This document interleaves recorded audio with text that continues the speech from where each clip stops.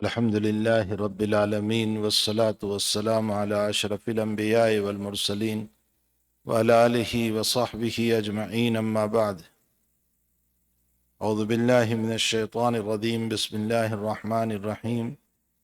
تبت يدا أبي لهب وتب ما أغنى عنه ماله وما كسب سيصلى نارا ذات لهب وامرأته حمالة الحطب في جيدها حبل من مسد. وقال الله تبارك وتعالى بسم الله الرحمن الرحيم قل هو الله أحد الله الصمد لم يلد ولم يولد ولم يكن له كفوا أحد صدق اللہ العظیم. بزرگان محترم، معزز بھائیو، دوستو، عزیزو، قل هو اللہ شریف اور سورہ اخلاص کے باب میں چند باتیں میں نے ذکر کی تھی، اور میں نے کہا تھا کہ کچھ فضائل اس کے ہیں، میں اس کو شام میں ذکر کروں گا. یہ جو سورہ اخلاص ہے، نبی اکرم صلی اللہ علیہ وسلم نے اس کو ثلث القرآن قرار دیا. ثلث القرآن کا مطلب 1/3 قرآن. اس کا مطلب یہ نکلا کہ ایک مرتبہ اگر کوئی قل هو اللہ پڑھ لیتا ہے تو اس کو 10 پارہ پڑھنے کا ثواب ملتا ہے. تو 3 مرتبہ قل هو اللہ پڑھے گا تو اس کو ایک قرآن پڑھنے کا ثواب ملے گا.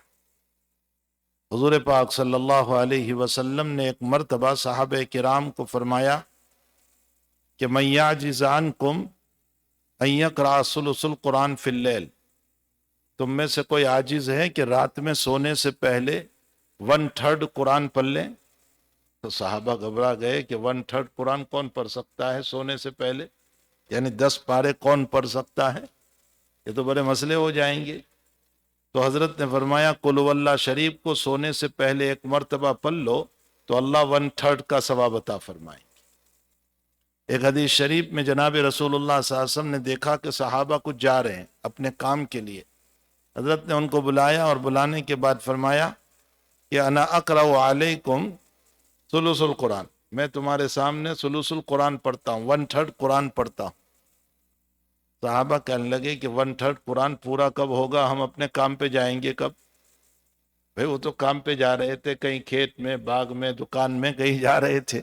تو 1/3 قرآن 10 پارے پورے کب ہوں گے، ہم کام پہ کب جائیں گے؟ جناب رسول اللہ صلی اللہ علیہ وسلم نے قل هو اللہ ایک مرتبہ پڑھا اور فرمایا یہ 1/3 ہے. ایک صحابی رضی اللہ تعالیٰ عنہ ہے، کلثوم ابن حدم رضی اللہ تعالیٰ عنہ. جب نبی علیہ الصلوۃ والسلام ہجرت کر کے تشریف لائے تھے تو راستہ جو پڑتا ہے نا مکے سے مدینے آنے کا، اس میں بیچ میں قبا آتا ہے. قبا کا اصل نام ہے بنو عمرو بن عوف. یہ قبا کا اصلی نام ہے بنو عمرو بن عوف. حضرت سیدھے وہاں اترے اور وہاں اترنے کے بعد آپ نے 14 یا 24 دن قیام فرمایا تھا. آپ قبا کی فضیلت جانتے ہیں کہ جس نے قبا کی مسجد میں نماز پڑھی، اپنے گھر سے وضو کر کے گیا اور قبا کی مسجد میں نماز پڑھی، اللہ اس کو ایک عمرے کا ثواب عطا فرماتے. یہ قبا کی مسجد کی فضیلت ہے. نبی علیہ الصلوۃ والسلام ہر سنیچر کو، ہر سیٹرڈے کو کبھی پیدل کبھی سوار ہو کر جایا کرتے تھے. تو ہمیں بھی یہ سنت ادا کرنا چاہیے کہ اگر بیچ میں سیٹرڈے آتا ہے تو سنیچر کے دن ہم جو ہے کبھی پیدل چلے جائیں اور جائیں پیدل اور واپس سوار ہو کر کے آ جائیں، یا سوار ہو کر کے جائیں پیدل آ جائیں. بہرحال اس سنت کو ہمیں ادا کرنا چاہیے. تو رسول اللہ صلی اللہ علیہ وسلم 14 یا 24 دن آپ نے قبا میں قیام فرمایا. اس درمیان آپ کچھ پریشان تھے تو حضرت کلثوم ابن حدم رضی اللہ تعالیٰ عنہ، انہوں نے حضور کی پریشانی کو دیکھا. فرمایا یا رسول اللہ کسی مسئلے میں آپ پریشان ہیں؟ فرمایا جی چاہتا ہے کہ الحمدللہ اللہ تعالیٰ نے اب فراوانی دے دی اور یہاں آ چکے ہیں، تو میں چاہتا ہوں کہ جماعت سے نماز ہو، اور اس کے لیے میں چاہتا ہوں کہ یہاں مسجد ہو. لیکن مسجد کے لیے مجھے کوئی جگہ یہاں پر، میں تو ابھی آیا ہوں تو مسجد کے لیے تو کلثوم ابن حدم رضی اللہ تعالیٰ عنہ کی زمین تھی. انہوں نے فرمایا یا رسول اللہ یہ میری اپنی مالکی کی زمین ہے، آپ اس میں سے جتنی چاہے لے لیں اور اس میں مسجد بنائیں. روایتوں میں ہے کہ جبریل امین تشریف لائے اور آپ صلی اللہ علیہ وسلم کو نشاندہی کی کہ یہاں آپ مسجد بنائیں. حضرت نے اس جگہ کو ایکوائر کیا کہ اس جگہ کو ہم لے رہے ہیں، اور فرمایا کہ اس کے پیسے لے لو. تو کلثوم ابن حدم نے فرمایا کہ یا رسول اللہ میں نے پیسوں کے لیے نہیں، میں نے اپنی آخرت کے لیے دی. مجھے پیسے نہیں چاہیے، میں اس کو وقف کر رہا ہوں۔ حضرت نے اس زمین کو قبول فرمایا اور وہاں پہلی مسجد اسلام کی بنی۔ یہ اسلام کی سب سے پہلی مسجد تھی، مسجد نبوی ابھی نہیں بنی تھی، یہ اسلام کی پہلی مسجد تھی۔ قرآن کریم میں ہے لمسجد اسس علی التقوی من اول یوم احق ان تقوم فیہ، اگرچہ اس کی تشریح میں مسجد نبوی کو بھی مفسرین نے مراد لیا ہے، لیکن ایک قول یہ ہے کہ اس سے مسجد قباء مراد ہے جس کی بنیاد تقوی پر رکھی گئی۔ لمسجد اسس علی التقوی من اول یوم، پہلے ہی دن سے، احق ان تقوم فیہ، وہ مسجد ایسی ہے کہ وہ نماز پڑھنے کے قابل ہے، یعنی اس میں نماز پڑھی جائے۔ احق ان تقوم فیہ، فیہ رجال یحبون ان یتطہروا، اس میں وہ لوگ ہیں، وہ مصلی ہیں جو طہارت کو پسند کرتے ہیں۔ ان یتطہروا واللہ یحب المطہرین، اور اللہ پاک رہنے والوں کو پسند فرماتے۔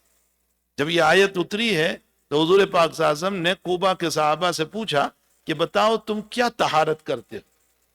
فرمایا یا رسول اللہ ہمیں شک رہتا ہے تو ہم پہلے دھیلا استعمال کرتے ہیں اور پھر پانی استعمال کرتے ہیں، یعنی بہت احتیاط کرتے ہیں کہ پہلے دھیلے کے اندر خاصیت یہ ہے کہ وہ قطرے کو چونس لیتی، جیسے تیسیوں میں بھی یہ خاصیت ہے کچھ کہ وہ بھی چونس لیتی ہے۔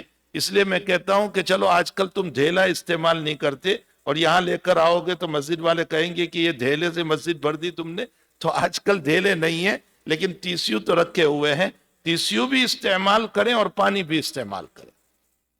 اللہ تعالیٰ نے ان کی تعریف فرمائی فی رجال یحبون ان یتطہروا واللہ یحب المطہرین۔ تو یہ کلثوم ابن حدم رضی اللہ تعالیٰ عنہ کی زمین پر یہ مسجد بنی۔ پھر نبی علیہ الصلوۃ والسلام نے انہی کو امام بھی مقرر کر دیا کہ اس مسجد میں تم امام، اور وہ بہت اچھے قاری تھے، بہت اچھی آواز تھی ان کی، تو وہ نماز پڑھاتے تھے۔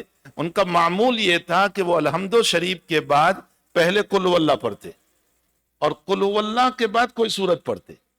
بخاری شریف میں ہے کہ پہلے الحمدو کے بعد قل واللہ، اور قل واللہ کے بعد کوئی سورت پڑھتے، لیکن قل واللہ لازم پڑھتے، سورہ اخلاص لازم پڑھتے۔ مقتدیوں نے کہا کہ یا تو قل واللہ پڑھے یا کوئی اور سورت پڑھیں، یہ دو صورتیں الحمدو کے بعد آپ پڑھتے ہیں، لیکن انہوں نے کہا کہ نہیں میں تو اسی طرح پڑھوں گا، اگر آپ کو مجھے امام رکھنا ہو تو رکھو ورنہ تو مجھے نکال دو۔ لیکن چونکہ وہ اچھے قاری تھے، اچھے پڑھنے والے تھے، وہ تقوی والے تھے، اس لیے مقتدی ان کو نہ تو نہیں کہہ سکتے تھے، لیکن شکایت لے گئے جناب رسول اللہ صلی اللہ علیہ وسلم کے پاس، اس لیے کہ ماوا اور ملجا رسول اللہ صلی اللہ علیہ وسلم ہی تھے، وہاں تو جو بھی ہوتا تھا حضور پاک صلی اللہ علیہ وسلم کے پاس۔ فرمائے یا رسول اللہ یہ کلثوم جو ہے ہمارے امام صاحب الحمدو کے بعد پہلے قل واللہ پڑھتے ہیں پھر کوئی سورت پڑھتے ہیں، آپ ان سے فرمائیے کہ یا تو قل واللہ پر اکتفا کر لے یا تو پھر کوئی اور سورت پر۔ حضرت نے فرمایا کہ کلثوم تم یہ کیوں کرتے ہو، یا تو دونوں میں سے ایک پڑھو۔ فرمایا یا رسول اللہ صلی اللہ علیہ وسلم قل واللہ میں اللہ کی صفات ہے، اس لیے مجھے یہ سورت پسند بہت ہے، اس میں اللہ کی صفات بیان کی گئی۔ انی احبک، میں انی احب ہذہ السورہ، میں اس سورت سے بڑی محبت کرتا ہوں۔ حضرت فرمایا اچھا حبک ایہا ادخلک الجنہ، پڑھتے رہو، قل واللہ کی محبت تمہیں جنت میں لے جائے گی، قل واللہ کی محبت تمہیں جنت میں لے جائے گی۔ لیکن اس سے تمام اماموں کا حکم نہیں ہوگا کہ سارے امام یہ کرنے لگ جائیں کہ الحمدو کے بعد قل واللہ پڑھے اور پھر دوسری سورت پڑھے، یہ خصوصی انعام تھا ان کے لیے۔ نبی اکرم صلی اللہ علیہ وسلم خصوصی طور پر بعض باتیں کسی کو دے دیا کرتے تھے، یہ عام نہیں ہوتی تھی۔ ابو بردہ ابن نیار رضی اللہ تعالیٰ عنہ نے قربانی کی فضیلت بہت سنی، تو آپ نے خطبہ ہونے سے پہلے بکرا ذبح کر دیا، قربانی کا بکرا خطبے سے پہلے ہی ذبح کر دیا۔ اب مسجد میں نماز پڑھنے کے لیے تشریف لائے تو حضرت نے خطبے میں بیان فرمایا کہ قربانی کا وقت نماز کے بعد ہے، تو خطبے میں ہی کھڑے ہو گئے ابو بردہ ابن نیار رضی اللہ تعالیٰ، فرمایا یا رسول اللہ میں تو نماز سے پہلے قربانی کر کے آیا ہوں۔ صحابہ بھولے بھالے بھی بہت تھے، ہماری طرح تکلفانہ مجاز نہیں تھا، جی حضرت جی حضرت جی حضرت، یہ تکلفانہ سب مجاز ہے۔ صحابہ کے وہاں صاف ستھری قولوا قولا سدیدا، سیدھی سیدھی بات کرو، یہ تکلفانہ انداز جو ہے وہ شریعت میں پسند نہیں ہے۔ جب بحرین سے مال آیا تو سارا مال حضور نے مسجد میں ڈلوا دیا۔ صبح میں دیکھا کہ مسجد مدینے میں 9 مسجدیں تھی مسجد نبوی کے علاوہ، لیکن صحابہ اپنے اپنے محلے کی مسجدوں کو چھوڑ کر سارے مسجد نبوی میں آ گئے، تو مسجد بھر گئی تھی پوری۔ حضرت نے جب سلام پھیرا تو دیکھا کہ او ہو ساری مسجد بھر چکی ہے، سارے لوگ محلوں کی مسجد کو چھوڑ کر یہاں نماز پڑھنے آئے، تو حضرت مسکرائے اور فرمایا کہ شاید تم لوگوں کو پتہ چل چکا ہوگا کہ مال آیا ہوا ہے۔ تو صحابہ نے یہ نہیں کہا نہیں حضرت زیارت کے لیے آئے، ملاقات کے لیے آئے، مسافے کے لیے آئے، بہت دن سے آپ کی زیارت نہیں ہوئی تھی، کوئی تکلف نہیں۔ فرمایا جی یا رسول اللہ اسی مال کے لیے آئے، ہمیں ضرورت ہے، ہم مال کے لیے آئے۔ حضرت نے فرمایا میں اس وقت تک یہاں سے نہیں اٹھوں گا جب تک کہ سارا مال تقسیم نہ ہو جائے۔ اس کے بعد جو حضرت نے جملہ فرمایا ہے وہ دل کے اوپر لکھنے کے قابل ہے۔ فرمایا انی ما اخاف علیکم ان تشرکوا، مجھے تم پر یہ خوف نہیں ہے کہ تم مشرک بنو گے، تم مشرک نہیں بنو گے، تم شرک نہیں کرو گے، مجھے تم پر کوئی خوف شرک کا نہیں۔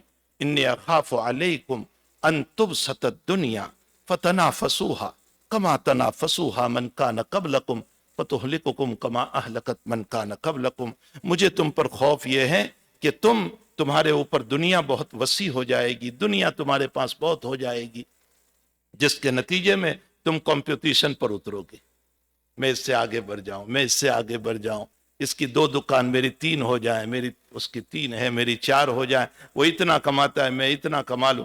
فرمایا تم فتنافسوها کما تنافسوها، جیسے پہلی قوم مقابلہ کیا کرتی تھی، کمپٹیشن کیا کرتی تھی، فتہلککم کما اہلکت من کان قبلکم، پھر اللہ تمہیں ایسے ہلاک کرے گا جیسے اگلی قوموں کو ہلاک کر دیا۔ آج ہم اپنی نظروں سے یہ دیکھ رہے ہیں کہ اللہ کے نبی جو کہہ کر گئے ہیں امت کی ہلاکت کا مسئلہ وہ اسی طرح ہو رہا ہے۔ تو صحابہ بڑے بے تکلف تھے۔ ایک مرتبہ مال اسی طرح آیا ہوا تھا، حضرت تقسیم فرما رہے تھے، بخاری شریف میں ہے، حضرت عباس بھی تشریف لائے۔ حضرت عباس رضی اللہ تعالیٰ عنہ نے فرمایا کہ یا رسول اللہ آپ کو یاد ہے نا کہ بدر کے اندر آپ نے ہمارے پاس سے چھرانے کا فدیہ لیا تھا، مال لیا تھا، جو قیدی بن کر کے آئے تھے اس میں عباس بھی تو قیدی تھے، تو فرمایا کہ آپ نے ہمارے چھوڑنے کے لیے پیسے لیے تھے تو میرے پاس سے آپ نے ڈبل لیے تھے، ایک تو میرے لیے تھے اور ایک بھتیجے عقیل کے لیے تھے۔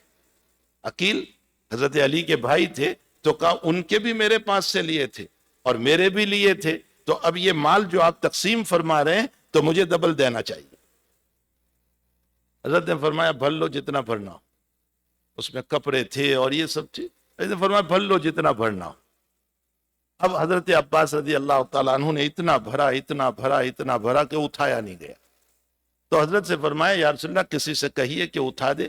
حضرت نے فرمایا جو کھائے وہی اٹھائے، کوئی اور اٹھائے گا نہیں، اب چاہیے کہ آپ اٹھائیں۔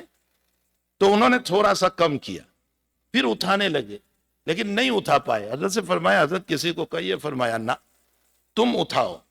تیسری مرتبہ پھر کچھ کم کیا اور اٹھایا، تب بھی سر تک نہیں لے گئے، پیچھے لٹکا کر لے گئے۔ اب جب عباس جا رہے ہیں، چچا محترم جا رہے ہیں اور حضرت یوں دیکھ رہے ہیں، اشرف رسول اللہ صلی اللہ علیہ وسلم یوں دیکھ رہے ہیں، اور پھر حضرت نے ایک جملہ فرمایا، انسان کتنا حریص ہے، زندگی مختصر ہے اور موت کے بعد کا سامان تیار کر رہا ہے۔ بہرحال صحابہ کرام بڑے بے تکلف تھے، صاف ستھری بات کرتے تھے۔ سعد بن عبادہ رضی اللہ تعالیٰ عنہ کے وہاں حضور تشریف لے گئے، صبح کا وقت ہوگا، 9-10 بجے 11 بجے کا وقت ہوگا، حضرت وہاں تشریف لے گئے تو وہ جلدی جلدی آئے۔ سعد بن عبادہ سر سے پانی ٹپک رہا تھا، یعنی غسل کر کے آئے تھے، معلوم ہوتا ہے ان کو غسل کے حاجت تھی، تو وہ جلدی جلدی آئے اور سر سے پانی تو حضرت نے فرمایا انا عجلناک، شاید ہم نے آپ کو جلدی میں ڈال دیا، یعنی ہماری وجہ سے آپ کو جلدی سے غسل کرنا پڑا، ورنہ آپ اطمینان سے غسل کرتے۔ تو یہ نہیں کہا نہیں نہیں حضرت آپ آئیں اور ہم نے یہ جو ہمارے تکلفات ہیں نا، آپ آئیں، یہ سب تکلف ہے۔ سعد بن عبادہ نے کہا جی یا رسول اللہ آپ کی وجہ سے مجھے جلدی غسل کرنا پڑا۔ تو حضرت نے فرمایا آئندہ اس بات کا خیال رکھیں گے کہ لوگوں کو اطمینان رہیں۔ کیا نبی کریم صلی اللہ علیہ وسلم کے اخلاق محترم، کیا اخلاق محترم۔ روایت میں آتا ہے حضرت مصافحہ فرماتے تھے، اپنا ہاتھ نہیں کھینچتے تھے جب تک سامنے والا اپنا ہاتھ نہ لے لے۔ حضرت بات فرماتے تھے تو جب تک وہ اپنا چہرہ نہ پھیرے حضرت اپنا چہرہ نہیں پھیرتے تھے۔ جب آپ بات فرماتے تھے تو سامنے والا جب تک بات کو بند نہ کرے آپ وہاں کھڑے رہتے تھے، اس کی بات کو سنتے رہتے تھے۔ کاش یہ اخلاق عوام میں اور خواص میں دونوں میں پیدا ہو جائے۔ خواص بھی سنتوں سے دور ہے اور عوام بھی سنتوں سے دور ہے۔ مبارک زندگی کو ہم چھوڑ چکے ہیں رسول اللہ صلی اللہ علیہ وسلم کی۔ تو بہرحال میں یہ کہہ رہا تھا کہ حضور پاک صلی اللہ علیہ وسلم نے، ابو بردہ ابن نیار کھڑے ہو گئے، یا رسول اللہ میں تو پہلے ہی قربانی کر کے آ گیا ہوں۔ تو حضرت نے فرمایا قربانی تو ادا ہوئی نہیں تمہاری۔ ہاں وہ گوشت کھا سکتے، وہ حلال ہے، ذبح کر کے آئے، لیکن قربانی ادا نہیں ہوئی، تمہیں دوبارہ قربانی کرنا پڑے گا، وقت ہی نہیں ہوا تھا ابھی۔ تو فرمایا یا رسول اللہ صلی اللہ علیہ وسلم میرے پاس تو اب کچھ بھی نہیں ہے، میں کیا قربانی کروں؟ اب نہ پیسے ہیں نہ بڑا جانور ہے، کچھ نہیں۔ فرمایا نہیں آپ کو قربانی کرنی ہوگی۔ تو فرمایا میرے پاس 6 مہینے کی بکری کا بچہ ہے، 6 مہینے۔ اب ظاہر سی بات ہے کہ 6 مہینے کی بکری کا بچہ قربانی میں نہیں چلتا ہے، لیکن حضرت نے ان کو فرمایا جاؤ تم اپنی طرف سے اس کو قربانی ادا کر دو، لیکن ہادہ لک لا لغیرک، یہ خصوصیت، یہ ایوارڈ ہے، یہ انعام ہے، یہ ہر ایک کے لیے نہیں ہے۔ تو کلثوم ابن حدم رضی اللہ تعالیٰ عنہ کو بھی جو کہا کہ ٹھیک ہے تم الحمدو کے بعد قل هو اللہ پڑھا کرو، یہ ہر ایک کے لیے نہیں ہے، یہ انہی کے لیے مسئلہ تھا۔ قل هو اللہ احد، پیغمبر صلی اللہ علیہ وسلم آپ فرما دیجئے اللہ ایک ہے، اس کے ساتھ کوئی شریک نہیں، اس کی ذات میں بھی کوئی شریک نہیں، اس کی صفات میں بھی کوئی شریک نہیں، وہ تنہا ہے، کوئی رزاق نہیں اور کوئی شافی نہیں، کوئی نہیں ہے، اللہ ہی اللہ ہے، اللہ احد۔ قل هو اللہ احد اللہ الصمد، صمد کا ترجمہ الذی لا یحتاج غیرہ وکل یحتاج الیہ، صمد اس کو بولتے ہیں جو کسی کا محتاج نہ ہو اور سارے لوگ اس کے محتاج۔ اللہ کی ذات وہ ہے جو کسی کی محتاج، نہ میرے سجدوں کی محتاج، نہ میرے رکوع کی محتاج، نہ میری عبادت کی محتاج، نہ میرے زکوٰۃ کی محتاج، نہ میری قربانیوں کی محتاج، نہ میرے حج کی محتاج، نہ میرے عمرے کی محتاج، نہ میری تلاوت کی محتاج، وہ کسی کی محتاج نہیں ہے۔ اس نے صاف طور پر حدیث قدسی میں کہا تم سب کافر جیسا دل لے کر کے بیٹھ جاؤ، میری خدائیت پر اثر نہیں پڑے گا، اور تم سب مومن اور نبی جیسے دل لے کر بیٹھ جاؤ، میری خدائیت میں کوئی ترقی نہیں ہوگی، میں اپنی جگہ خدا ہوں، خدا رہوں گا۔ اگر تم نافرمانی پر اترو گے تو میری جہنم ہے، اور اگر تم وفاداری کرو گے تو میری جنت ہے۔ اللہ میرے اور آپ کے الیکشن سے یا سلیکشن سے اللہ نہیں بنا ہے، میرے اور آپ کے الیکشن یا سلیکشن سے اللہ نہیں بنا ہے۔ اللہ جل شانہ کی وہ ذات ہے جس نے ہم سب کو پیدا کیا ہے، وہ صمد ہے، وہ بے نیاز ذات ہے، وہ کسی کی محتاج نہیں ہے، ہم سب اس کے محتاج ہیں اور ہر وقت محتاج ہے، ہر وقت محتاج ہے۔ اللہ کے نبی علیہ الصلوۃ والسلام جب دعا فرماتے تھے اللہم انی اسألک مسألۃ المسکین، اے اللہ محمد تجھ سے اس طرح مانگتا ہے جیسے ایک مسکین مانگتا ہے، مسکین جیسے مانگتا ہے لوگوں کے در پر، محمد تجھ سے اس طرح۔ اللہم انی استر بدعائک المسترین، نبی کی دعائیں بھی تو سیکھیں۔ فرمایا محمد تجھ سے اس طرح مانگتا ہے جیسے حالات میں بے چین انسان گھبرا کر کے کیسے لوگوں کے پاس دے دو مجھے، فرمایا محمد بھی تیرے پاس اس طرح مانگ رہا ہے۔ کاش ہماری دعاؤں میں یہ لرزاؤ آ جائے تو اللہ کی رحمتیں اترے گی، ہماری دعاؤں میں یہ تواضع آ جائے، یہ انکساری آ جائے، اپنا جھکاؤ آ جائے، اپنی حقیقت کو سمجھنے والے ہو جائیں کہ میں کون ہوں۔ ہمارے حضرت شیخ رحمۃ اللہ علیہ نے فضائل اعمال سے اندر فرمایا ہے کیا تکبر کرتے ہو تم، جہاں سے آئے ہیں وہ بھی گندی نالی، اور پیٹ میں ہر وقت گندگی لے کر جا رہے ہو، چل رہے ہو، اور جہاں جاؤ گے وہاں بھی اخیر میں گندگی ہی گندگی قبر میں ہونے والی۔ فرمایا اس کا استحضار کرو تو انشاءاللہ تعالی کبر، تکبر، برائی، شان، یہ جو اپنے اندر پیدا ہوتی ہے یہ ختم ہو جائے گی۔ تو اللہ الصمد، فرمایا لم یلد ولم یولد، لم یلد اس نے کسی کو پیدا نہیں کیا۔ یہودیوں کی بھی تردید ہو گئی جو کہتے ہیں کہ عزیر علیہ السلام اللہ کے بیٹے ہیں، عیسائیوں کی تردید ہو گئی جو کہتے ہیں کہ عیسیٰ علیہ السلام اللہ کے بیٹے ہیں، مشرکین مکہ کا بھی رد کر دیا جو کہتے ہیں کہ فرشتے اللہ کی بیٹیاں ہیں، کہ فرشتے جو ہیں اللہ کی بیٹیاں ہیں۔ ان سب کی اللہ نے تردید کر دی۔ لم یلد اس نے کسی کو پیدا نہیں، یعنی اس سے طبعی طور پر کوئی پیدا نہیں ہوا. ولم یولد، اور نہ وہ کسی سے پیدا کیا گیا، وہ بھی کسی سے پیدا نہیں کیا گیا، یعنی اس کے کوئی آبا و اجداد نہیں، اس کا کوئی بڑا نہیں، وہ خود اللہ ہے پہلے سے. لم یلد ولم یولد ولم یکن لہ کفوا احد، اور اس کے برابر کا بھی کوئی نہیں، اس سے بڑا تو کوئی نہیں، لیکن کفون ہمسر برابر بھی کوئی نہیں ہے. اس کے نیچے ہیں سارے کے سارے، اور جتنے نیچے ہیں وہ سب مخلوق ہیں، چاہے وہ اس کا عرش ہو، چاہے زمین ہو، چاہے آسمان ہو، چاہے انبیاء کرام ہو، چاہے اولیاء اعظام ہو، چاہے صحابہ کرام ہو، چاہے جس مذہب سے ماننے والے لوگ ہو، وہ سب اس کے نیچے ہیں، اور جو نیچے ہیں وہ مخلوق ہیں، اور وہ خالق ہے، تو ہر مخلوق کو اپنے خالق کی اتباع کرنا ضروری ہے. یہ سورہ اخلاص ہے. نبی علیہ الصلوۃ والسلام صبح میں بھی، شام میں بھی، نمازوں کے بعد بھی، رات کو سونے کے موقع پر بھی ان 3 سورتوں کو پڑھا کرتے تھے، تاکہ ان 3 سورتوں کی برکت سے ایک تو توحید پر سونا ہوگا، اس لیے کہ یہ سورت توحید کی ہے، تو توحید کے اوپر سونا ہوگا، اور دوسرا حفاظت ہو جائے گی شیاطین سے اور ستانے والوں سے، اللہ تعالی ہماری حفاظت فرما لیں گے. اس کے بعد کی جو سورت ہے جس کو کہا گیا سورہ لہب، تبت یدا ابی لہب، سورہ لہب ہے. اس سورت کا تھوڑا سا پس منظر پہلے سمجھے کہ جناب یہ سورت نزول کے اعتبار سے جو ہے 6 نمبر پر ہے، یعنی نازل ہونے کے اعتبار سے یہ سورت 6 نمبر پر، جب نازل ہوئی تھی نا تو نزولی ترتیب کے اعتبار سے یہ 6 نمبر پر اتری ہے. ہمارے قرآن کی ترتیب کے اعتبار سے تو 111 110واں نمبر ہے اس کا، لیکن نزول کے اعتبار سے یہ 6 نمبر پر اتری تھی. اس کا منشا اور اس کے پیچھے مسئلہ یہ ہوا تھا کہ جناب رسول اللہ صلی اللہ علیہ وسلم کے 9 چچا، حضرت کے 9 چچا تھے، والد صاحب کے ساتھ 10 ہوتے، اور آپ کی 6 پھوپھیاں تھیں. آپ کے 9 چچاؤں میں صرف 2 ایمان لائے، ایک حضرت حمزہ رضی اللہ تعالیٰ عنہ اور ایک حضرت عباس رضی اللہ.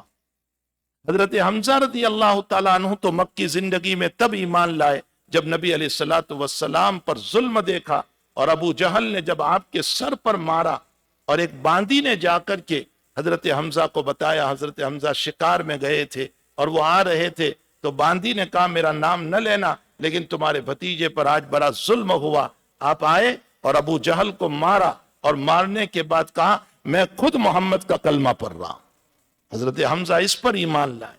حضرت عباس رضی اللہ تعالیٰ عنہ تھوڑے دیر سے ایمان لائے، لیکن حضور کے حامی تھے، مددگار تھے، البتہ زیادہ بول نہیں پاتے تھے. آپ کے چچا ابو طالب تھے.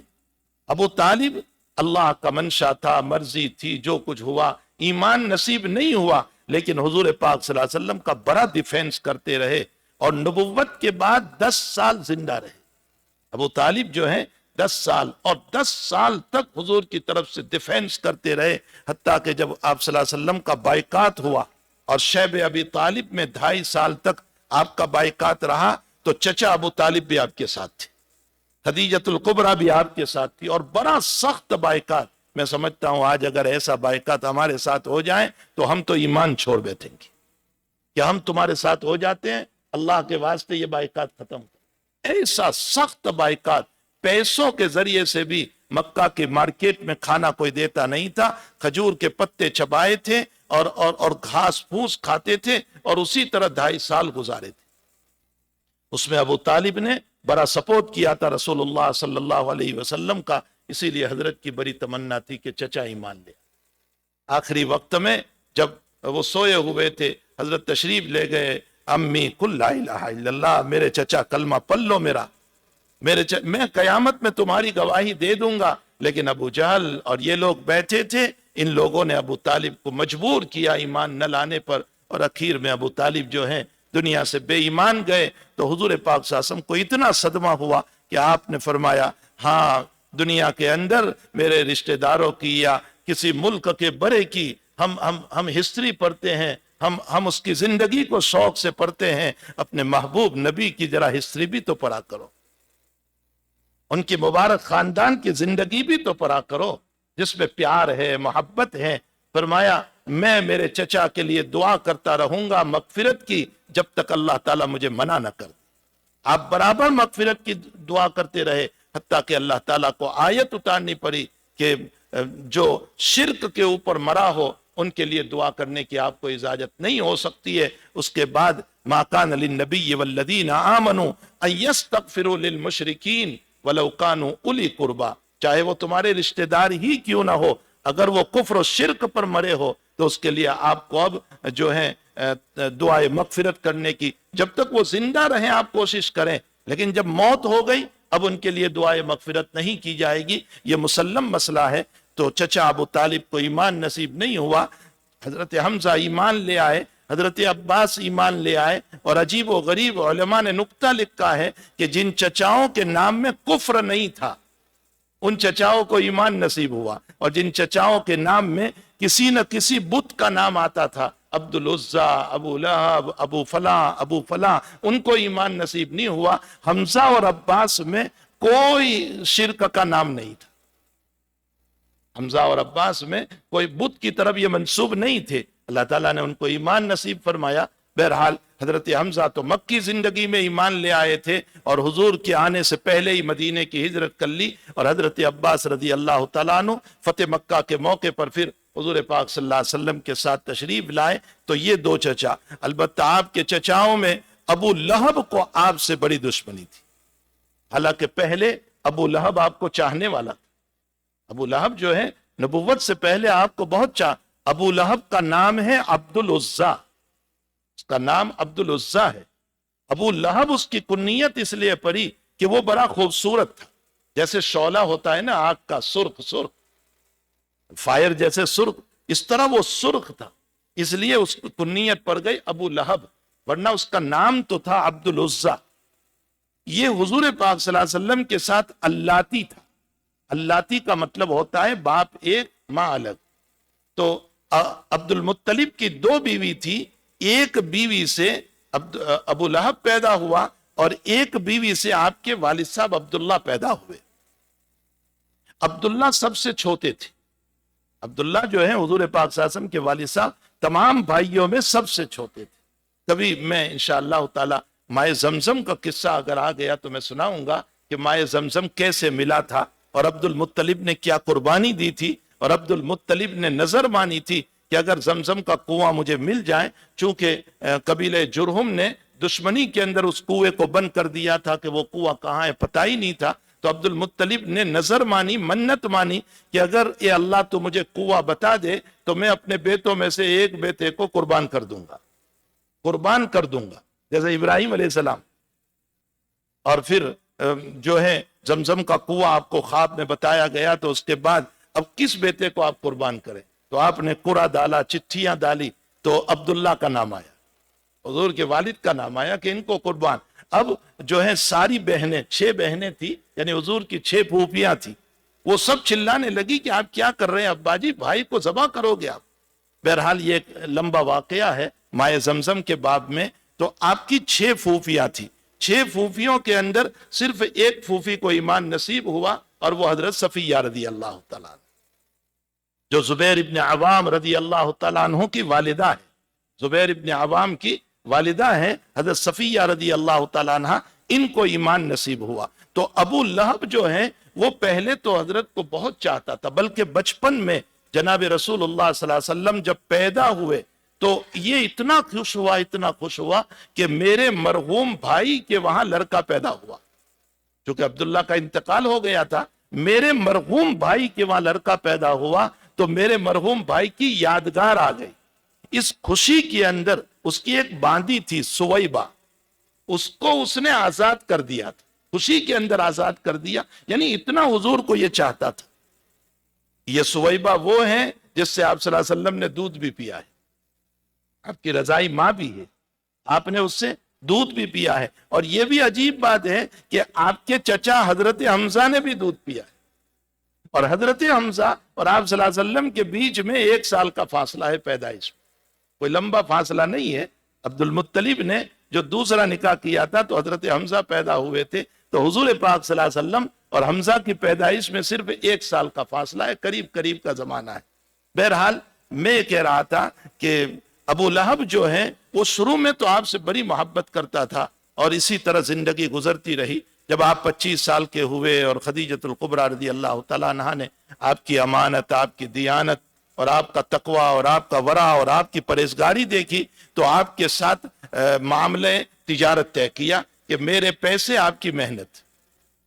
اس کو مزاربت کہتے ہیں، اصطلاح بیوع میں مزاربت، کہ میرا پیسہ آپ کی محنت، آپ محنت کیجئے، ہاف ہاف لے لیں گے، 40-60 لے لیں گے. یہ خدیجۃ الکبریٰ رضی اللہ تعالیٰ عنہ نے طے کیا. اس پر جناب رسول اللہ صلی اللہ علیہ وسلم شام تجارت کرنے جاتے تھے اور ساتھ میں زید بن حارثہ یا اور لوگ بھی آپ کے ساتھ ہوا کرتے تھے. اور اس میں اتنی زیادہ خدیجہ کو اعتبار اور خدیجۃ الکبریٰ کے باپ خدیجۃ الکبریٰ کو اتنا یقین آ گیا کہ اسی درمیان حضرت نبی کریم صلی اللہ علیہ وسلم کے چچا ابو طالب نے نکاح کا پیغام دیا خدیجہ کے ساتھ. اور خدیجہ بھی چاہتی تھی، چونکہ وہ 40 سال کی تھی، 2 جگہ سے بیوہ ہوئی تھی، امانت اور دیانت اور تقوی اس نے دیکھا تھا، تو بہرحال نکاح ہو گیا. اور ابو طالب بیچ میں رہے، جناب رسول اللہ صلی اللہ علیہ وسلم کے عم محترم، اور ادھر خدیجہ کے چچا تھے.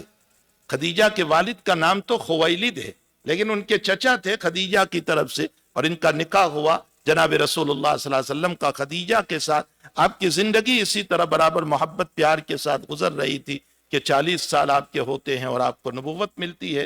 سب سے پہلے اقرا بسم ربک الذی کا نزول ہوتا ہے، اور 3 سال کے بعد مدثر نازل ہوتی ہے، پھر اس کے بعد مزمل نازل ہوتی ہے، پھر اس کے بعد 1-2 صورتیں اور نازل ہوتی ہے، اس کے بعد 6 نمبر پر یہ صورت نازل ہوتی ہے تبت یدا ابی لہب. یہ صورت اس وقت اتاری گئی کہ جب نبی اکرم صلی اللہ علیہ وسلم کو یہ حکم دیا گیا کہ وَأَنذِرْ عَشِيرَتَكَ الْأَقْرَبِينَ، آپ اپنے رشتہ داروں کو ڈرائیے، ہم نے آپ کو رسول بنا کر کے بھیجا ہے. قُمْ فَأَنذِرْ، اٹھیے اور ڈرائیے. اور دوسری آیت میں فرمایا وَأَنذِرْ عَشِيرَتَكَ الْأَقْرَبِينَ، آپ اپنے رشتہ داروں کو ڈرائیے. تو حضرت صفا پہاڑی پر تشریف لے. اس سے پہلے حضرت نے کچھ گراؤنڈ بنایا تھا اندر، اور وہ گراؤنڈ اس طرح کہ کچھ احباب آپ کے اوپر ایمان لے آئے تھے، جیسے ابو بکر صدیق رضی اللہ تعالیٰ عنہ ہے، اور خدیجۃ الکبریٰ رضی اللہ تعالیٰ عنہ، حضرت علی رضی اللہ تعالیٰ عنہ، زید بن حارثہ رضی اللہ تعالیٰ، حضرت بلال حبشی رضی اللہ. یہ کچھ اندر میں ایمان لے آئے تھے، اور اندر میں حضور پاک صلی اللہ علیہ وسلم کے ساتھ کچھ نہ کچھ تعاون ہوتا رہتا تھا. لیکن وَأَنذِرْ عَشِيرَتَكَ الْأَقْرَبِينَ جب سورہ حاقہ کی آیت نازل ہوئی تو آپ نے علل اعلان صفا پہاڑی پر چڑھے. اس زمانے میں یہ طریقہ یہ تھا کہ کوئی پہاڑ پر چڑھ کر کے اپنی تہبند نکال کر یا کوئی وائٹ کپڑا نکال کر یوں ہلاتا تھا اور پھر اعلان کرتا تھا یا صباحا، تو یہ اطلاع ہوتی تھی کہ کوئی خطرناک مسئلہ پیش آیا. جیسے آج کل سائرن بجتا ہے، آج کل جو ہے جب خطرناک حالات ہو جاتے ہیں تو سائرن بجایا جاتا ہے کہ یہ خطرناک حالات اس وقت ہو رہے ہیں، سب سہم جاؤ، گھروں میں چلے جاؤ، بنکر میں چلے جاؤ، چپ چاپ بیٹھ جاؤ. تو جیسے آج کل ہے، اس زمانے میں زور سے یوں کپڑا ہلایا جاتا تھا اور لوگ سمجھتے تھے کہ کوئی خطرناک حالات پیش آئے ہوئے. تو آپ نے سب سے پہلے اپنے رشتہ داروں کو بلایا. اس میں ابو لہب بھی ہے جو عبد العزیٰ اس کا نام ہے، اور اس کے علاوہ آپ کی پھوپھی صفیہ رضی اللہ تعالیٰ عنہ، اور آپ کے بہت سارے اور کنبہ برادری کے لوگ ہیں، آپ کی بیٹی بھی ہے. یہ سارے کے سارے لوگ جمع ہوئے. آپ یہ صفا پہاڑ تو سب کاٹ دیا گیا ہے، ختم کر دیا گیا ہے. یہ پہاڑ تو بہت بڑا تھا، اس کے اوپر حضرت چڑھے ہیں. اور اس وقت یہ بلڈنگیں کچھ نہیں تھی، یہ کھلی جگہ تھی. یہ کعبہ جو ہے یہ بیچ میں تھا. مسجد حرام جو ہے نا، یہ کعبہ کو بولتے ہیں. یہ مسجد حرام نہیں ہے جو گور راؤنڈ والی ہے. مسجد حرام کعبہ کو بولتے ہیں. سبحان الذی اسری بعبدہ لیلا من المسجد الحرام الی المسجد الاقصی. تو حضرت کو جو معراج کے موقع پر لے گئے تھے، اس وقت یہ مسجد کہاں تھی چاروں طرف کی؟ وہ تو کعبۃ اللہ تھا، اور اللہ اس کو مسجد حرام کہہ رہا ہے. تو یہ مسجد حرام، اور اس کے اطراف میں مطاف تھا، اور مطاف میں بڑے بڑے کنکر ہوتے تھے، اور چاروں طرف مکانات تھے. یہ چاروں طرف جو ہیں یہ مکانات تھے لوگوں کے رہنے کے لیے. اور سیدھے وہاں سے یہ لوگ مطاف کے اندر اترتے تھے، اپنی اونٹنیوں کو بھی لاتے تھے، اور مختلف چیزیں ہوا کرتی تھی. چونکہ یہ لوگ بھی حج کرتے تھے، چاہے جیسا بھی حج تھا، لیکن یہ اپنے آپ کو ملت ابراہیمی پر کہتے تھے، اس لیے یہ لوگ بھی حج کرتے تھے، سیتیاں بجاتے تھے، ننگے اور برہنہ طواف کرتے تھے، وغیرہ وغیرہ ان کی حرکتیں تھی. تو حضور پاک صلی اللہ علیہ وسلم صفا پہاڑی پر چڑھے اور آپ نے فرمایا، پہلے تو یہ ایک مثال دی، ایک ایگزامپل دیا. اس وقت ایک مسئلہ اور چل رہا تھا. سراقہ ابن مالک جو بنو کنانا کا سردار، اگر آپ کو کوئی تاریخ یاد ہو تو حضرت ہجرت کر کے جب نکلے ہوئے ہیں تو یہی سراقہ بن مالک کو پتا چل گیا تھا کہ محمد اس راستے گیا ہے، تو 100 اونٹ کی لالچ میں یہ سراقہ ابن مالک نے پیچھا کیا تھا. اور جب یہ قریب پہنچا تو صدیق اکبر نے فرمایا، یا رسول اللہ صلی اللہ علیہ وسلم، وہ دشمن پیچھے ہیں اور حضرت اپنے مست میں چل رہے ہیں قرآن پڑھتے ہوئے. اور صدیق بار بار جب کہنے لگے، فرمایا ابو بکر گھبراؤ نہیں، اللہ حفاظت کرے گا. ابو بکر گھبراؤ نہیں، اللہ حفاظت کرے گا. اتنے میں سراقہ دوڑتا ہوا آ رہا تھا، زمین فتح، اور وہ اپنے گھوڑے کے ساتھ اندر چلا گیا. اس نے پھر معافی مانگی، پھر وہ نکلا. اس کے بعد نبی علیہ السلام سے معافی مانگ کر کہا کہ آپ بولیے، آپ کا کوئی تقاضا ہو تو میں پورا کروں. کہا میرا کوئی تقاضا نہیں، آپ اتنا کام کیجئے، اس طرف کوئی آ رہا ہو تو اس کو واپس کر دیجئے، بس اتنا سے. کہا آپ مجھے کچھ لکھ دیجئے. اس کو یقین ہو گیا. اس نے کہا کہ کبھی آپ مکے آؤ تو مجھے کچھ لکھ دیجئے. حضرت نے چمڑے کے اتنا سا چمڑا کہیں پڑا ہوا تھا، اس نے صاف کیا، حضرت کو دیا. حضرت ابوبکر سے کہا کہ اس کو لکھ دو کہ اگر ہم مکے میں آئیں گے تو تمہیں امن ہے، کچھ نہیں کریں گے. حضرت نے ایڈوانس پہلے لکھ دیا. اور پھر حضرت نے یہ بھی لکھ دیا کہ سراقہ تیرا کیا حال ہوگا جب کیسر و کسرا کے کنگن تو پہنے گا. یعنی اللہ اس کو فتح کرے گا اور اللہ تیرے ہاتھوں میں پہنائے گا. اسی لیے کسرا جب فتح ہوا ہے، اللہ کے نبی کی پیشین گوئی حضرت عمر نے اس کنگن کو لیا ہاتھ میں، جو بادشاہ کے کنگن آئے مال غنیمت میں. فرمایا سراقہ کو بلاؤ، نبی کی پیشین گوئی ان کے ہاتھ میں پہنایا اور فرمایا حضور کی پیشین گوئی پوری ہو گئی. یہ وہ سراقہ ابن مالک ہے، اپنے بنو کنانا کا سردار تھا. اس کی مکہ والوں کے ساتھ کوئی لڑائی ہو گئی. اس نے کہا میں مکہ کی اینٹ سے اینٹ بجا دوں گا. اب اس نے اس طرف دھمکی دی مارنے کی، دوسری طرف حضور پاک صلی اللہ علیہ وسلم صفا پہاڑی پر چڑھ کر کے اعلان کیا کہ سب جمع ہو جاؤ. تو یہ لوگ یوں سمجھے رشتہ دار اور مکہ والے کہ شاید سراقہ ابن مالک کا حملہ ہونے والا ہے، اس لیے محمد بلا رہا ہے.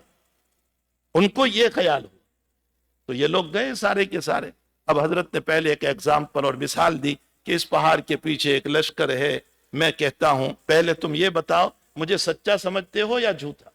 انہوں نے کہا آپ صادق الوعد الامین ہے، ہم نے 40 سال کے اندر کبھی آپ کو جھوٹ بولتے نہیں دیکھا. ما جربناک الا صدق، ہم نے ہمیشہ آپ کو سچا سمجھا، آپ کبھی جھوٹ نہیں بولے. تو فرمایا اب میری بات سنو، اس پہاڑ کے پیچھے ایک لشکر ہے جو تم پر مکہ پر حملہ کر دے، تم میری بات سچ مانو گے؟ انہوں نے کہا تم اوپر ہو، تم دیکھ رہے ہو، ہم نہیں دیکھ رہے، ہم آپ کو سچا مانتے. تو حضرت نے فرمایا کہ جیسے میں ظاہر میں بلندی پر ہوں، اسی طرح نبوت کے اعتبار سے بھی میں روحانیت میں، یہ مثال دینا تھا، میں روحانیت میں بلندی پر ہوں، اور جو جہنم میں دیکھ رہا ہوں وہ تم نہیں دیکھ رہے ہو. قولوا لا الہ الا اللہ تفلحون، کلمہ پڑھ لو تاکہ کامیاب ہو جاؤ. جب حضرت نے یہ دعوت دی اور کہا ان بتوں کو چھوڑ دو، اس سے کچھ نہیں ہوتا ہے، یہ تمہاری کوئی ضرورت پوری نہیں کرتے، اس کو چھوڑ دو، تو اس وقت ابو لہب نے ہمارے آقا محمد الرسول اللہ صلی اللہ علیہ وسلم کو بد دعا دی اور فرمایا تبا لک سائر اليوم یا محمد لہذا جماعتنا. محمد تو ہلاک ہو جائیں، تیرے ہاتھ ٹوٹ جائیں، کیا اس کے لیے تو نے ہم کو بلایا تھا کہ ہمارے معبودوں سے ہم کو دور کریں؟ اس نے یہ بد دعا دی جناب رسول اللہ صلی اللہ علیہ وسلم کو. اس کی بد دعا کے نتیجے میں اللہ نے یہ بد دعا اتاری.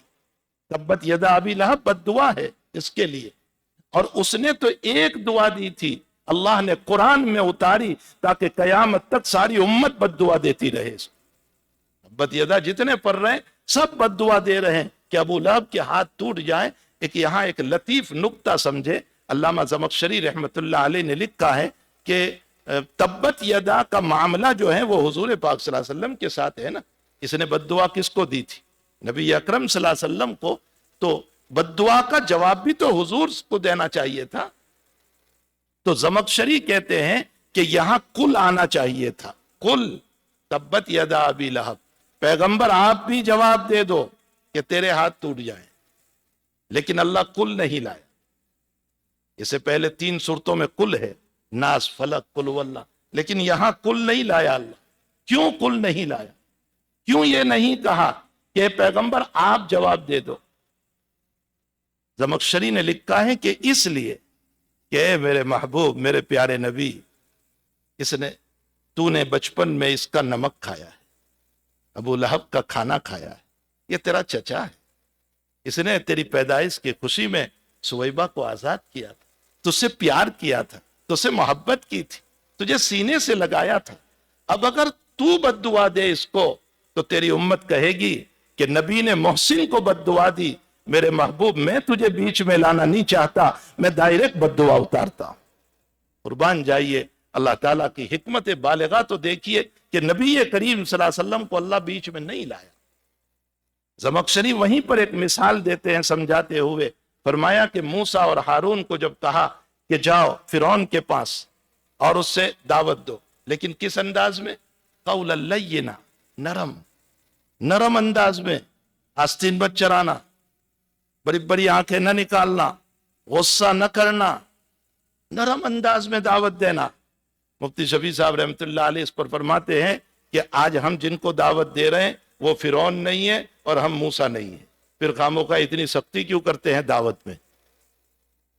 جس کو دعوت دے رہے ہیں وہ فرعون نہیں ہے اور میں موسیٰ نہیں ہوں، میں نبی نہیں ہوں، پھر دعوت میں اتنی سختی کیوں ہوتی ہے؟ تو زمخشری لکھتے ہیں کہ اللہ اکبر، جو فرعون خدائیت کا دعوے دار، ربوبیت کا دعوے دار، انا ربکم الاعلی کہنے والا، اور اللہ کہہ رہا ہے کہ نرم بات کرو، اس میں حکمت کیا ہے؟ فرمایا حکمت یہی ہے کہ موسیٰ، اس کے گھر کا تو نے نمک کھایا، 30 سال تک تو نے اس کی روٹیاں کھائی، تو نے اس کے کپڑے پہنے، تو اس کے گھر میں بڑا ہوا، تو نے اس کی سواریوں پر سواریاں کی ہے۔ اب اگر آج تو اس کو آنکھیں بتائے گا تو امت یہ کہے گی نبی اپنے محسن کو آنکھیں بتا رہا ہے، یہ شان نبوت کے خلاف ہے، اس لیے تو نرم بات کرنا۔ جب کافر کے ساتھ اللہ قرآن ہم کو تعلیم دے رہا ہے ہمارا محسن ہے تو اس کے احسان کی رعایت کرنا چاہیے، تو پھر ہمارے ماں باپ تو کتنے بڑے محسن ہیں، ہمیں زور سے بولنے کی اجازت نہیں ہو سکتی۔ ہمارے محسن ہیں، ہمارے استاد ہمارے محسن ہیں، ہمارا شیخ ہمارا محسن ہے، ہمارا بڑا بھائی ہمارا محسن ہے، یا ہم کو جس نے تعاون کیا، جس نے ہماری مدد کی، وہ ہمارا محسن ہے، ہمیں اس کو آنکھیں دکھانے کی اجازت نہیں ہو سکتی ہے۔ تو حضور پاک صلی اللہ علیہ وسلم کو فرمایا میرے محبوب تجھ کو آنے کی ضرورت نہیں، میں سیدھا بد دعا اتارتا ہوں، تبت یدا ابی لہب، ابو لہب کے ہاتھ ٹوٹے، وتب، اور یہ خود بھی ہلاک ہو جائے، ما اغنی عنہ مالہ وما کسب، اور اس کو کام نہیں آیا اس کا مال، ما اغنی عنہ مالہ وما کسب، اور جو کچھ کمایا تھا اس کے کام نہیں آیا۔ ابو لہب کی موت کیسے ہوئی؟ بڑے خطرناک انداز میں موت، اللہ نے ایک بیماری ڈال دی اس کو۔ بعض لوگ کہتے ہیں وہ طاعون کی بیماری تھی، پلیگ کی تھی، بعض کہتے ہیں کوئی اور بیماری تھی، بہرحال اس کو ایک دنبل نکل آیا۔ عرب میں مشہور تھا کہ جس کو یہ بیماری نکل آئے اس کو کوئی ٹچ نہیں کرتا، سمجھتے تھے کہ یہ ہم کو بھی لگ جائے، تو اس کو ایک مکان میں رکھا اور کوئی رشتہ دار، کوئی تعاون مدد کے لیے نہیں، ایک حبشی غلام کو رکھا، اور حبشی غلام کو یوں کہا کہ تو کسی کے وہاں کام کرتا ہے، تجھے کتنا معاوضہ؟ کہا 10 درہم مہینے کی، تو کہا ہم تجھے 20 دیں گے اور کھانا بھی کھلائیں گے، تو ان کی خدمت کر۔ تو وہ غلام تیار ہوا، اب گھر سے اس کو کھانا دیا جاتا تھا، یہ خود ہی کھا لیتا تھا، یہ وہاں کھلاتا نہیں تھا ابو لہب، خود ہی کھا لیا کر، اور اسی عالم میں وہ تنہائی میں پڑا رہا۔ یہ گھر والے دیکھنے بھی نہیں جاتے تھے، سمجھتے تھے بیماری ہم کو لگ جائے گی، یہ حبشی کو لگ جائے، مر جائیں تو کوئی عرض نہیں، لیکن حبشی بھی تو ٹچ نہیں کرتا تھا۔ جب 2-3 دن گزر گئے، مفسرین نے، ابن کثیر نے لکھا ہے کہ 3 دن گزر گئے تو اندر سے روم میں سے بدبو آنے لگی، تب پتا چلا کہ اس کی موت ہو چکی، منہ کھلا کا کھلا رہ گیا تھا، بدن سڑ گیا تھا، اور اسی حبشی کو کہا کہ اس کو اٹھا کر کے کہیں دفن کر دے، تو یہ حبشی اٹھا کر لے گیا اور لکڑیوں کے ذریعے سے اس کو کھدے میں اتار دیا گیا۔ یہ ابو لہب کی موت جب اللہ نے کہہ دیا تبت یدا ابی لہب اور نبی کی شان میں گستاخی کی تو اس کا یہ انجام ہوا۔ اس نے حضور کو بہت ستایا۔ اس کی دو بیٹے تھے، عتبہ اور عتیبہ۔ نبی علیہ السلام کی دو بیٹیاں اس کی بیٹوں کے نکاح میں تھی، رقیہ اور ام کلثوم۔ یہ عتبہ اور عتیبہ کے نکاح میں تھی۔ ابو لہب نے مجبور کیا ان کو کہ میرے گھر میں محمد کا کلمہ نہیں آنا چاہیے، چونکہ بیٹیاں اسلام لے آئی تھی۔ کہا میرے گھر میں محمد کا کلمہ نہیں، اس کو طلاق دے۔ ہاں، میرے نبی نے اپنی حیات میں اپنی بیٹیوں کی طلاقیں بھی دیکھی۔ یہ تو جس کی بیٹی کو طلاق ہوتی ہے اس کو پتا چلتا ہے۔ اپنی بیٹیوں کی طلاقیں بھی دیکھی اور اپنی بیٹیوں کے جنازے بھی اٹھائے۔ زینب کا جنازہ اٹھایا، رقیہ کا جنازہ اٹھایا، ام کلثوم کا جنازہ اٹھایا۔ یہ سارے دکھ سہے ہیں امت کے خاطر، امت کے خاطر یہ دکھ سہے ہیں۔ وہ کلمہ نہ پھیلاتا، اس کی بیٹیوں کو طلاق نہ ہوتی۔ لیکن جس امت کے لیے تکلیفیں اٹھائی ہے وہی امت اپنے نبی کی شان میں گستاخیاں کر رہی اور اس کی سنتوں کو مٹا رہی، اور احساس تک نہیں ہے کہ میں نے میرے نبی کی سنتوں کو چھوڑ دیا، احساس بھی نہیں۔ عتبہ اور عتیبہ نے دونوں کو طلاق دی، اور طلاق تو دی، عتبہ نے تو اتنا بدترین معاملہ کیا کہ طلاق دے کر کلثوم کو گھر چھوڑا اور حضرت کے منہ پر تھوکا۔ علمان الحفیظ نبی کریم صلی اللہ علیہ وسلم کے منہ پر تھوکا۔ حضرت نے اس وقت فرمایا اللہم سلط علیک کلبا من کلابک، اے اللہ تیرے کتوں میں سے ایک کتا اس پر مسلط کر دے۔ وہ شام کے سفر میں تجارت کے لیے جا رہا تھا، جنگل میں پڑا ہوا تھا، رات میں سویا تھا، آرام کر رہا تھا، اور بھی لوگ تھے۔ اتنے میں رات میں لائن شیر آیا اور اس کو پکڑ کے لے گیا اور اس کو کھا گیا۔ یہ نبی کی دعا کا نتیجہ تھا۔ اللہم سلط علیک کلبا من کلابک۔ اس لیے مفسرین لکھتے ہیں کسی اہل اللہ کو نہ ستانا، کبھی اس کے دل کی آہ لگ گئی تو دنیا بھی تباہ اور آخرت بھی تباہ ہو جائے۔ یہ بہت ڈرنے کی بات ہے۔ خیر وہاں تو جناب رسول اللہ صلی اللہ علیہ وسلم تھے، فرمایا اس کا مال بھی کام نہیں آیا، اس کا کمایا ہوا بھی اس کو بچا نہیں سکا۔ سیصلی نارا ذات لہب، یہ تو دنیا کے حالات ہے، اور ان قریب ہم اس کو جہنم میں داخل کریں گے، جو بھڑکنے والی آگ، جو نہ بجھنے والی آگ۔ وامرأتہ، اور اس کی بیوی ام جمیل، نام تھا عورا، لقب کنیت تھی ام جمیل، حضور کی چچی تھی۔ اللہ کے نبی کو اتنا ستایا کہ لکڑیاں کانٹے والی کاٹ کر لاتی۔ اس کو معلوم تھا حضرت جو صبح بہت جلدی اٹھ کر کے مطاف میں آتے تھے، نماز پڑھتے تھے، چونکہ فرض نمازیں نہیں تھی لیکن تہجد تو مل چکی تھی۔ آپ نوافل آپ پڑھتے تھے، تہجد پڑھتے تھے، تو آپ مطاف میں آ کر کے پڑھتے تھے۔ تو یہ راستے میں کانٹے بچھا دیتی تھی تاکہ محمد کو خوب کانٹے لگے اور گر جائیں۔ اس کو فرمایا حمالۃ الحطب، لکڑیوں کو اٹھانے والی۔ اور ایک دوسرا ترجمہ حمالۃ الحطب کا کیا گیا ہے چغلی کرنے والی۔ اور مناسبت کیا ہے؟ جیسے آگ لگاتے ہیں نا، اسی طرح چغلی کرنے والا بھی آگ لگاتا ہے۔ اس کی اس کے ساتھ، اس کی اس کے ساتھ، اس کی بات اس کو جا کر کہتا ہے، اس کی بات اس کو جا کر کہتا ہے، اور دونوں کو لڑاتا ہے۔ پھر آج یہی حال ہو رہا ہے، نمیمہ۔ اللہ کے نبی فرماتے لا يدخل الجنت قطات، چغل خور جنت میں نہیں جائے گا۔ مسلم کی روایت۔ یہ اچھی صفت نہیں ہے کہ ہم اس کی بات اس کو کریں۔ اور شیخ سعدی رحمت اللہ علیہ فرماتے ہیں تم سب سن لو میرے بھائیو، بڑی پیاری نصیحت، جو دوسروں کی بات تمہارے پاس لے کر آیا ہے تو تم چپ رہنا، سمجھ جانا یہ تمہاری بات بھی دوسروں کے پاس لے کر جائے گا۔ 100% بات ہے، جو دوسروں کی بات لے کر کے آتا ہے وہ تمہاری بات بھی لے کر کے جائے گا۔ اس لیے اپنی زبان کو قابو میں رکھو۔ کوئی آئے اس کو کہہ دو بھائی مجھے کسی کی نہیں سننا ہے، بس آپ مبارک ہو، آپ کو یہ ساری باتیں۔ امام نووی رحمت اللہ علیہ نے لکھا ہے کہ اس کی طرف توجہ نہ کرو، نصیحت کر سکتے ہو تو کرو ورنہ اس کو واپس کر دو۔ تو دوسرا ترجمہ ہے حمالۃ الحطب، چغلی کرنے والی، اور وہ حضور کے خلاف چغلی کرتی تھی، اس کو سب کو روکتی تھی۔ اس لیے دو ترجمے اس کے ہیں، حمالۃ الحطب، یا تو لکڑیاں اٹھا کر لاتی تھی اور حضور کے راستے میں بچھاتی تھی، یا تو وہ چگلی کر کے نبی علیہ السلام کی شان میں گستاخیاں کیا کرتی تھی. فی جیدہا حبل من مسد. حبل من مسد، مسد کھجور کے پتوں سے بنی ہوئی رسی، یا کوئی درخت ہوتا تھا اس زمانے میں اس کی چھال سے بنی ہوئی رسی. جیسے ہمارے زمانے میں بھی آپ نے تو نہیں دیکھی ہوگی، لیکن ہمارے وہاں ایشیا کے اندر اس طرح کی رسیاں بنائی جاتی ہیں. تو اس طرح کی رسی میں وہ لکڑیاں باندھ کر لاتی تھی اور یوں نیچے سے باندھا ہوا تھا. وہ اتارنے کے لیے گئی وزن کو تو وہ گلے میں پھنس گیا، اور گلے میں پھنسنے کی وجہ سے اسی میں اس کی موت ہو گئی. فی جیدہا حبل من مسد، یہ اللہ تعالیٰ فرماتے ہیں. اور جب تبت یدا اتری ہے تو یہ بڑے جلال میں آئی کہ محمد میری برائی کر رہا ہے، میرے شوہر کی برائی کر رہا ہے اور اس طرح کی باتیں کر رہا ہے. وہ آئی اور کہا محمد پتھر لے کر کے آئی نبی علیہ السلام کو مارنے کے لیے. سیدنا صدیق اکبر ساتھ تھے. صدیق اکبر نے فرمایا وہ آپ کی چچی جو ہے نا وہ آپ کو تلاش کر رہی ہے، اور بہت غصے میں پتھر لے کر آئی. فرمایا فکر نہ کرو، میں اس کو نظر نہیں آؤں گا.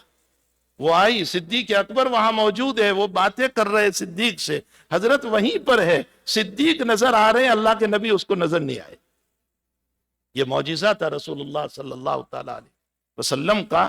تو وہ بکواس کر کے چلی گئی اور کہا محمد اگر میرے سامنے ہوتا تو میں پتھر کے ذریعے سے اس کا سر پھوڑ دیتی. بہرحال یہ تبت یدا، اس سلسلے میں جناب رسول اللہ صلی اللہ تعالیٰ علیہ وسلم کو جب بد دعا دے گئی تو اس سلسلے میں اس کو اللہ تعالیٰ نے نازل فرمایا. اس میں بد دعا ہے ابو لہب کے لیے اور اس کی بیوی کے لیے. اللہ جل شان و اما نوالہ ہمیں اپنی زندگیوں کو ٹھیک کر کے سنت کے مطابق نبی کی اتباع میں، نبی کی محبت کے ساتھ اور نبی کی سنتوں کی محبت کے ساتھ اللہ ہم سب کو زندگی گزارنے کی توفیق عطا فرمائے. سبحانک اللہم و بحمدک وتبارک اسمک وتعالی جدک ولا الہ غیرک. سبحان اللہ و بحمدہ سبحان اللہ العظیم. سبحان اللہ و بحمدہ عدد خلقہ ورضا نفسہ وزنۃ عرشہ ومداد کلماتہ. اللہم صلی علی سیدنا حبیبنا وشفیعنا وسندنا مولانا محمد وبارک وسلم. اللہم انک عفو تحب العفو فاعف عنا یا کریم. اللہم انک عفو تحب العفو فاعف عنا یا کریم. اللہم انک عفو تحب العفو فاعف عنا یا کریم. اے اللہ یہ مبارک راتیں چل رہی ہے اور تیرے حبیب نے ہمیں کہا ہے کہ اپنے اللہ سے یہ دعا مانگا کرو. اللہ ہم اتباع میں اس دعا کو مانگ رہے ہیں. اللہ آپ ہم سب کو معاف فرما دیجئے، ہمارے ظاہر باطن کو معاف کر دیجئے. اے اللہ جلہ و دقہ، اے اللہ چھوٹے گناہ کو بھی معاف کر دے، بڑے گناہ کو بھی معاف کر دے.